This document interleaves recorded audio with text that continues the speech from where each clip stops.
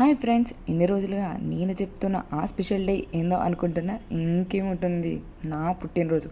ప్రపంచంలో మన పుట్టినరోజు కంటే పెద్ద స్పెషల్ డే ఏమీ ఉండదని నా ఫీలింగ్.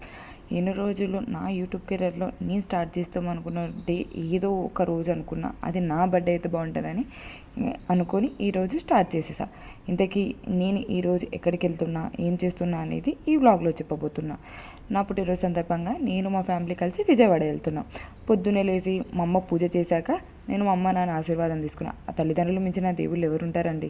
చిన్నగా రెడీ అయ్యి అందరం కలిసి బయలుదేరినాం. దారి మధ్యలో ఒక టిఫిన్ హోటల్ దగ్గర ఆగి టిఫిన్ చేసేసి అందరం మంచిగా చక్కగా బయలుదేరాం. దారి మధ్యలో వెళ్తుండగా ఎంతో ఫన్, ఎందుకంటే చాలా రోజుల తర్వాత మా ఫ్యామిలీ అంతా కలిసి ఇలా ట్రిప్ వెళ్ళడం జరిగింది. కాబట్టి ఉన్నంత టైంలో మనం కొన్న టైంలో మనం ఎప్పుడు ఎంజాయ్ చేసి ఉన్న వాళ్ళతో హ్యాపీగా ఉండాలనేది నా feeling. And hour special day అన్నప్పుడు ఇంకా హ్యాపీగా ఉండాలిగా. మనం విజయవాడ వెళ్ళేటప్పుడు మనకు దారి మధ్యలో ఒక సత్యం తల్లి టెంపుల్ కనిపిస్తుంది. మా నాన్నకి ఎంతో సెంటిమెంట్ టెంపుల్ అంట. ఖచ్చితంగా ఆపి మరీ దర్శనం చేయించాడు. ఈలోపు మా అమ్మకి తలనొప్పి స్టార్ట్ అయిపోయి అర్జెంటుగా టీ కావాలంటే మధ్యలో ఆపేసి ఒక దగ్గర టీ తాగేసాం. టీ తాగేసి తినేసి హ్యాపీగా మా జర్నీ స్టార్ట్ చేసాం. అప్పటికి చాలా టైం అయిపోయింది, ఎండ వచ్చేసింది. కాబట్టి మనం ఎంత తొందరగా అయితే అంత తొందరగా వెళ్ళిపోవాలి.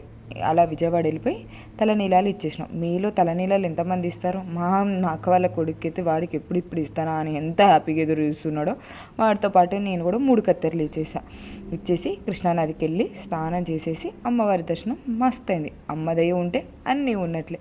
నాకు చిన్నప్పటి నుంచి అమ్మవారు అంటే చాలా చాలా నమ్మకం. ఎప్పుడు నా బర్త్డే దొరికిన మ్యాక్స్ నేను విజయవాడ రావడానికి ట్రై చేస్తాను. అలా మళ్ళీ 10 years తర్వాత నాకు దొరికింది. సో నేను విజయవాడలో నా బర్త్డే సెలబ్రేషన్ స్టార్ట్ చేసిన.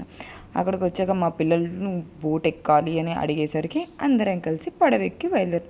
నాకు వాటర్ అంటే జనరల్గా చాలా భయం, కానీ మా పిల్లల కోసం అప్పుడప్పుడు కొన్ని తప్పపోయినా చేయాల్సి వస్తుంది. అలా మేము బోట్లో భవానీ ఐలాండ్కి వెళ్ళి అక్కడ ఏం చేసాం. ఏం ఎండలురా బాబు, ఈ ఎండలు చూస్తేనే తల పగిలిపోతుంది. ఆ హ్యూమిడిటీకి, ఆ చెమట్లకి అసలు ఎందుకు వచ్చామన్న ఫీలింగ్ స్టార్ట్ అయింది. అలా దర్శనం